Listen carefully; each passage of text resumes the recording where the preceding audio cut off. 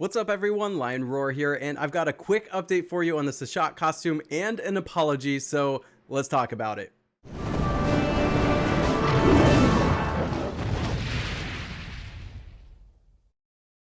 But first, join me over in Gemstone Legends.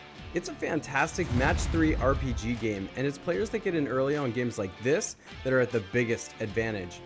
Not only will you help the channel out by using the link in the description of this video, but you're going to get a free epic hero named Moralia along with a bunch of gold, gems, and potions. After you download the game, you'll have access to events which will get you even more amazing heroes and loot. Guys, wow, you don't want to miss this opportunity because you do not get it in the regular App Store. Download it now, and I will see you in Gemstone Legends.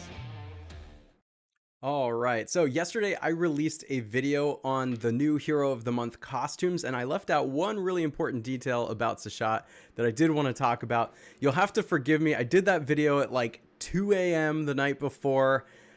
Some of you know I work in a school and I've been putting in like 60 to 70 hour work weeks. So usually I have my like talking points like bulleted.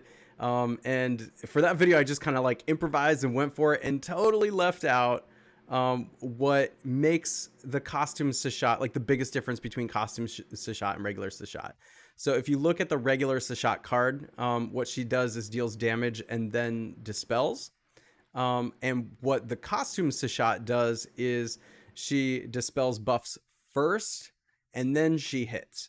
Now, what you'll notice is that because they're in reverse order like that, they offset the benefit of dispelling first and then dealing the damage with lower damage. That's why the costume Seshat has lower damage.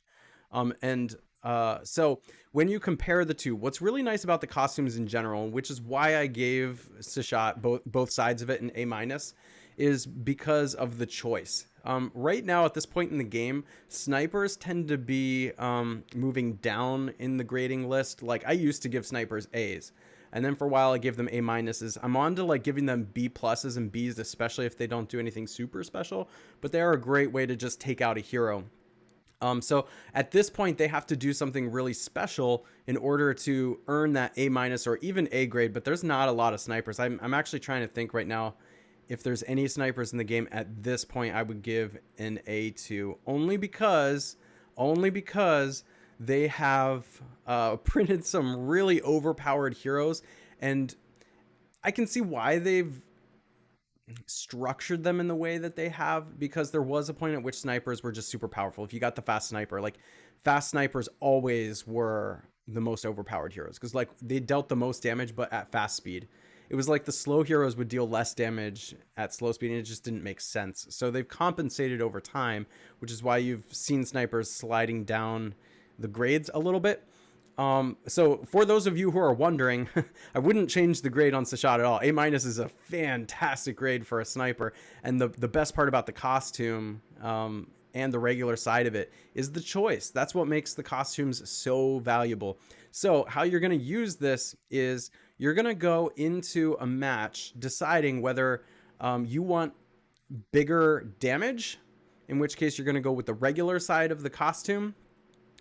And then maybe you don't need the dispeller. It doesn't matter all that much. The dispel, like, you know, it really depends on the situation.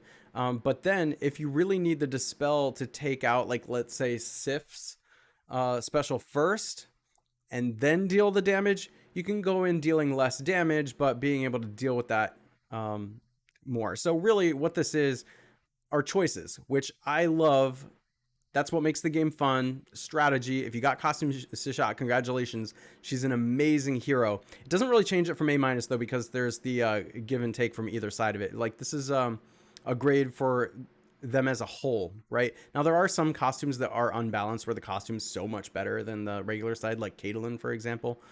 But in this case, these are similar enough that you just decide what's most important when you go in. Do you need to just be dealing a lot of damage and taking an opponent out, or do you need to be dispelling first before you're dealing some damage, in which case she's more of like a toolbox type of hero.